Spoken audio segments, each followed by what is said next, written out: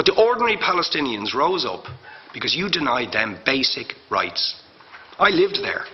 It was apartheid. It was racism. It was endemic. It was rotten. Absolutely, I was shocked within weeks of living there to see how you treated Palestinian people. And isn't it the fact that the law of return, which is the basic law of the Israeli state, is a racist apartheid law because it confers rights on Jews that it denies to Palestinians. It allows, for example, if I was Jewish and had never stepped foot in Israel, I could claim citizenship there tomorrow, but 6 million people whose origins are in what you now call Israel, who were forced out in 1947 or 48, do not have that right. Isn't that part of the reason why the Palestinians are in dispute with Israelis? Because you deny them the right to return to their homes and to their land and to their villages, and that they have a legitimate claim, even under international law, to return, but you deny them that right. Why do you deny them that right? And why do you give that right to other people who have no connection whatsoever with the land, whether you call it Israel or whether you call it Palestine?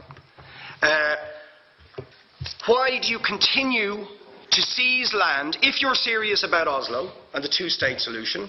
Why do you continue to seize land, which under that agreement is land designated to be Palestinian land? 500,000 people, most of which has taken place since Oslo. You allow that to happen. Why do you allow it to happen if you're serious about giving this land to the Palestinians?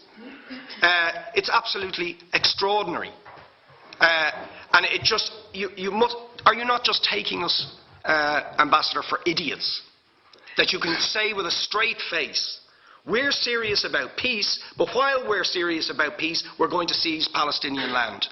And you expect the Palestinians to just sit back and do nothing about that. And the world to accept that that is an acceptable way to behave. And you asked earlier on, could we have some constructive solutions? Now you know what the Palestinian people have been asking for. Far less even than some people would ask for. Because I believe the whole apartheid system should be dismantled. But what they've asked for is to lift the siege of Gaza. Just to lift the siege of Gaza. Let them have an airport. Let them have ports. Let them not be dictated to by a government for whom they do not vote as to what can go in and out of their territories, whether they will have power, whether they will have clean water, whether they will have medicine. What makes you think you're allowed to have nuclear weapons and the fourth biggest army in the world and visit destruction on the people of Gaza, but they have no right to defend themselves? They have no territorial sovereignty over that land. Would you ask questions, please? How do you justify that? Yeah. All right. How do you justify those double standards? And very lastly, Ambassador, people like Bishop Tutu, Nelson Mandela, and I would certainly describe your state as an apartheid state, with different laws for people depending on their race or religion.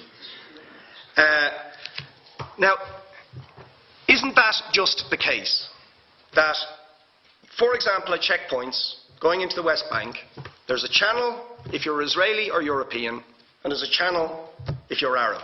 Just because you're Arab. If you came into Dáil Éireann and they stopped you and said, "Are you Jewish?"